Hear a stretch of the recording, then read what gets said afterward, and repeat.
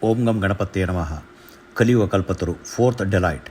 Sri Vyasa Yati Sarvabhouma. Chapter 39. Resolution of the Dispute at Srirangam. Srirangam is one of the most revered holy sites in South India. Historically, it was a part of the Kannada Empire and later came under the rule of Madurai Nayakas after the fall of Vijayanagara. Located in modern-day Tamil Nadu, the sacred Kaveri river flows through this region, splitting into two branches near Srirangam and reuniting after encircling the island that houses Lord Ranganatha.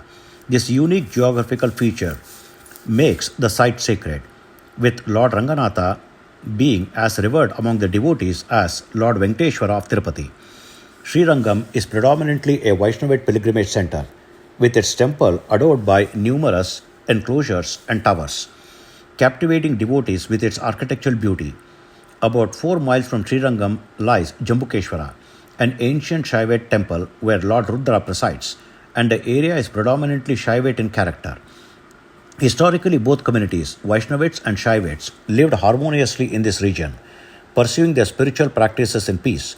However, due to the machinations of troublemakers, disputes and animosity arose between the two groups. These conflicts escalated to the point of physical altercations, arson, and general unrest, creating a climate of fear and instability in the region. Vaishnavites disrupted Shaivite festivals, and Shaivites retaliated during Vaishnavite celebrations. At the heart of the dispute lay the territorial claims over Srirangam and Jambukeshwara. The Shaivites argued that Jambukeshwara, being ancient, had jurisdiction over the area, including Srirangam, claiming it was the rightful territory. In contrast, the Vaishnavites insisted that Srirangam had always been a Vishnu-dominated site, dismissing Shaivites' claims as unfounded. The conflict grew so severe that it spread across the Kannada Empire, polarizing various communities. This posed a great threat to the unity and peace of the empire, which was known for its inclusive and tolerant approach to different religions and beliefs.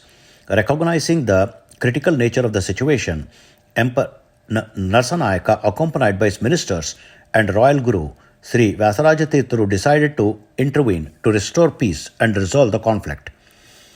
Intervention by Sri Vyasa. Upon arriving in Srirangam, Tuluva Narsanayaka summoned representatives from both temples, Vaishnavite and Shaivite priests, administrators, and community leaders to discuss the issue. Despite extensive discussions, no resolution was reached. Narsanayaka then brought both parties to meet Sri Vyasa and Emperor Tamaraja, appealing for a fair and amicable solution. Sri Vyasa patiently listened to the grievances of both sides.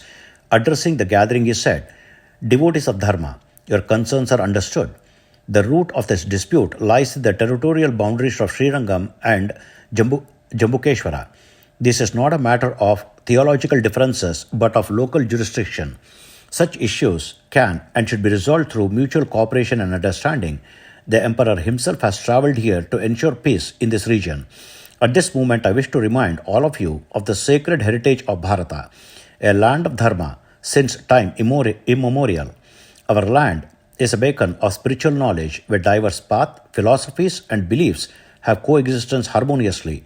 Despite differences, our forefathers lived with mutual respects, ensuring Bharata's reputation as a land of tolerance and unity. Today, it pains me to see children of the sacred land fighting over boundaries.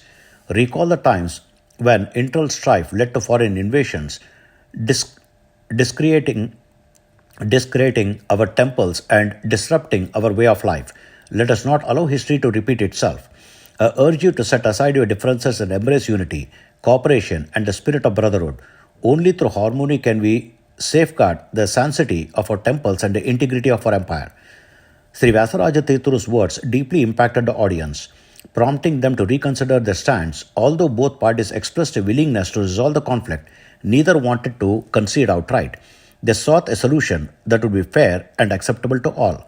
The solution: representatives from both sides proposed a unique method to demarcate the boundaries. One person would hold their breath and run from the flagpole of one temple until they needed to exhale. The spot where they stopped would mark the boundary. Hearing this, Sri Vyasa smiled and said, If you trust me, I am willing to undertake this task myself to resolve the dispute. The gathering, moved by Sri Vyasarajatirthuru's selflessness, agreed anonymously.